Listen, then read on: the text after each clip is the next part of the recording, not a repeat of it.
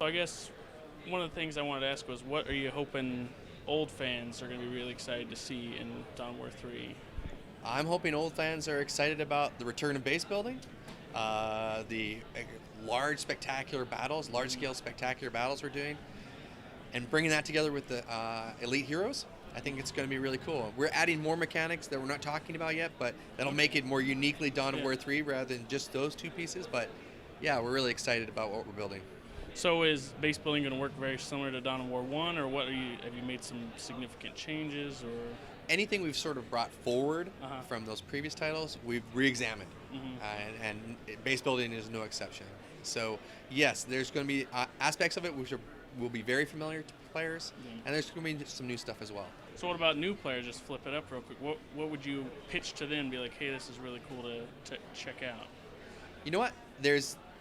It's an explosive action RTS that we're trying to make as sort of a gateway drug, if you will, to the world of Warhammer 40k and Dawn of War. So we're spending a lot of time on making it very accessible, introducing complexity over the course of the campaign, a really cool, strong, epic campaign story that's got told by 3 heroes, one for each faction.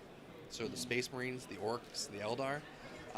That is much more of a personal, relatable story. Each hero has their own kind of relatable motivations and goals, and I think that'll pull new players in as well.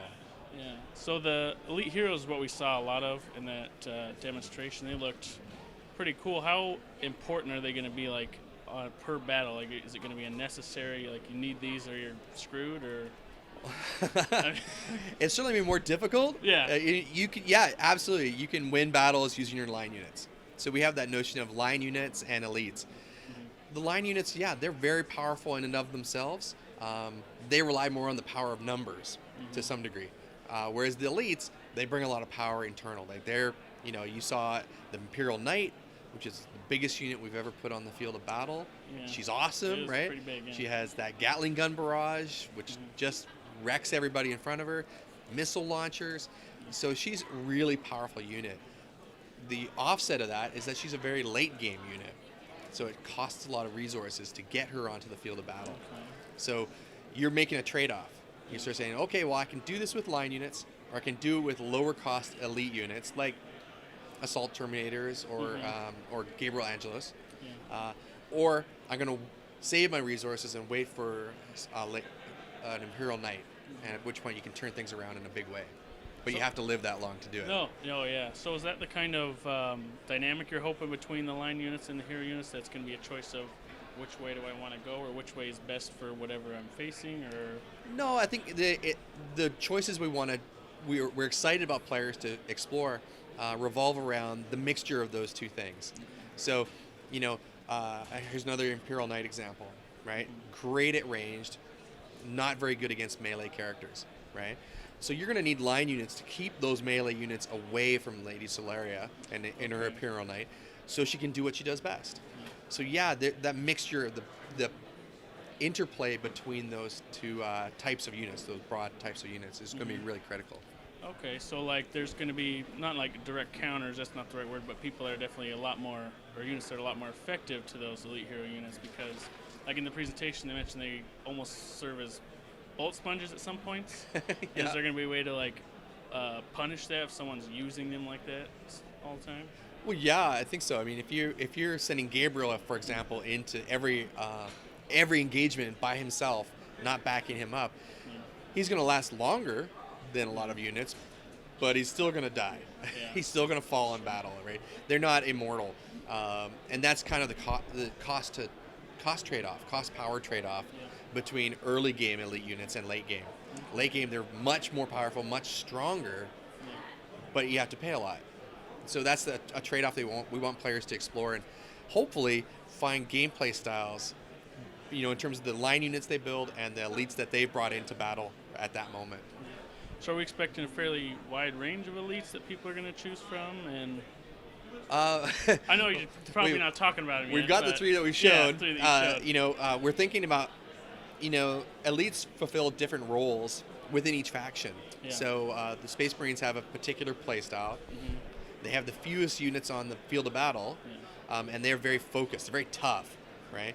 So the elites that we were building all fit within that sort of, tip of the spear, if you will, right? Yeah. So, but they all fit within that that style. Okay. What you find with the other factions, the Orcs, the Eldar, they have their own styles. Yeah. And so the elites we built for those are going to be suitable to their styles. So I think players will be happy with the flexibility, the different mixtures of elites that we're creating are going to provide them. Okay. Yeah. Yeah, so we asked our readers what they want to know. One of them wanted to know, is co-op coming back for their campaign? They're fairly excited for that.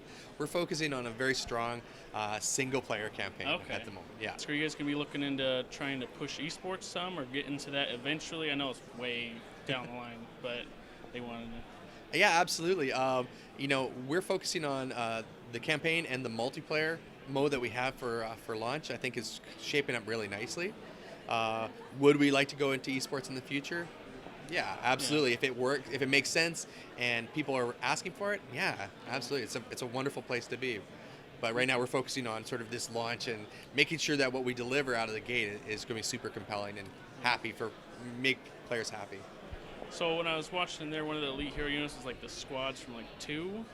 Are there going to be like a lot of those, or are we going to be in terms of like elite variants, like seeing them, or how's that influence of Dawn of War 2 being seen in 3 now? Well, obviously the elite heroes are coming from that. Something like the Assault Terminators, Gabriel Angelos is a good one. Yes, there are variants of elites that are like those guys, like build on our Dawn of War 2, almost like references to Dawn of War 2. But yeah, there's lots of other elites that we haven't talked about yet. So is there going to be, I know in Dawn of War 2 you could like outfit things. Is that going to come back for just the single player campaign, or? We've got a customization and progression mechanics that we're working on right now, and we'll be talking about later throughout the year. Okay. But yeah, I think we're excited about it. I think hopefully you will be too. Yeah, I mean, I'd imagine people would be. Is there anything else you want to add about the game, people to know, or something to look forward to that's going to come out, or? The demo that you saw, it's going to be released on our YouTube and Twitch channels on June 24th. Okay. So we're really excited for everybody at home to kind of see this as well. Yeah. And get as excited, hopefully, as you are. It was something to look forward to. It was definitely pretty cool. Nice. All right. Well, thanks again, Brent. Thank you very much. Nice to meet you. Brent from Relic Entertainment. Hello. This is Andrew at TechRaptor. That's Dawn of War 3.